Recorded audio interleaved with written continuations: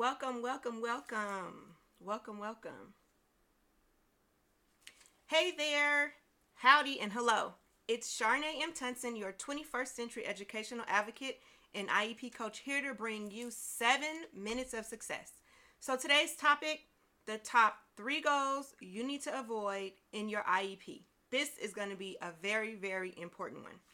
So let's start off by understanding that goals cannot and should not be written unless your child's present levels of performance, or PLOPs as we call them, add this acronym to your IEP dictionary, until they have been identified, they have been backed by reliable, tangible, and specific data.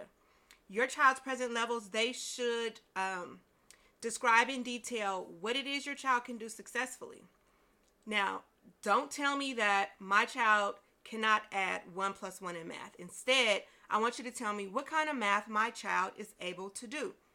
After all, we need some type of starting point in order to set him or her up for success for the rest of the year.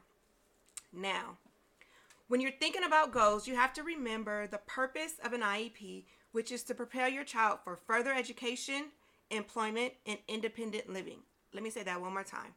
The purpose of an IEP is to prepare your child for further education, independent living, and employment. Now, further education doesn't mean that, oh, my child is expected to attend a 4-year college or university after graduation. No.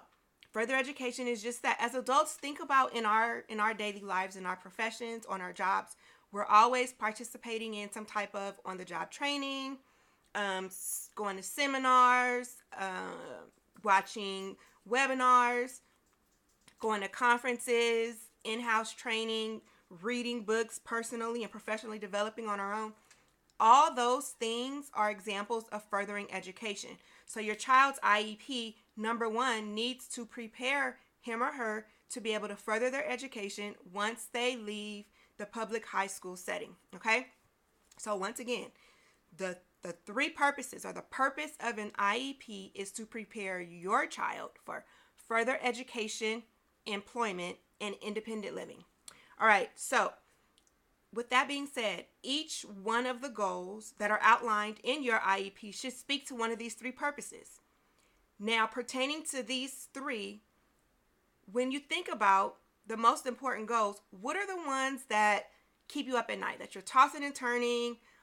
Maybe you don't feel like the school is really touching upon this, or maybe you feel like your child isn't improving in these particular areas. Well, these are the ones that we need to focus on. And then you need to ask yourself, taking a look at your current IEP, are the goals that they listed, are they meaningful? And then ask yourself this question: can you identify 2 reasons why your child will need to learn or master this particular goal that they have identified? All right, so I said I was going to talk about the top 3 goals. Let's talk about this first one. And I see this far too often in schools. And every time I do, I just want to cringe. All right, so look at this. Let's say the goal in the IEP, it says little Johnny will be able to identify pennies, nickels, dimes, and quarters with no prompting 80% of the time in 8 out of 10 trials. What is that? I mean, come on. How many of us in the real world today actually count coins? I mean, even if I'm using cash and I'm at the cashier and they hand me back coins, I'm not going to sit there and count out to make sure they gave me every single coin back. That's just not common practice anymore. Worst case scenario is I give them $1.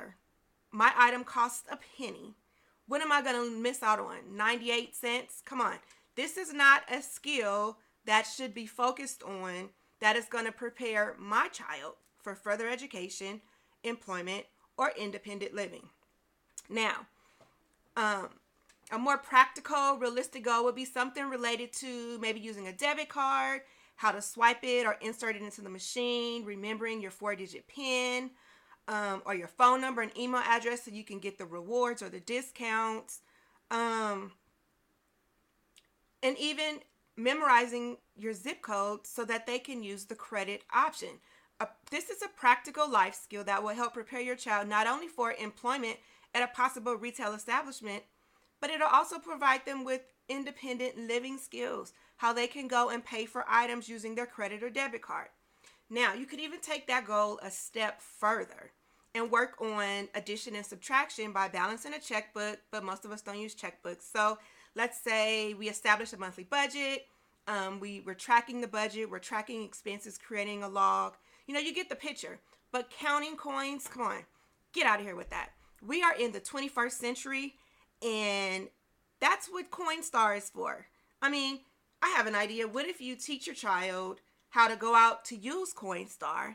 Then with the money they get, you get a little printout or a credit. Then you can teach them to create a budget with that money, maybe develop a meal plan, shop for the ingredients, and then go home and prepare the meal.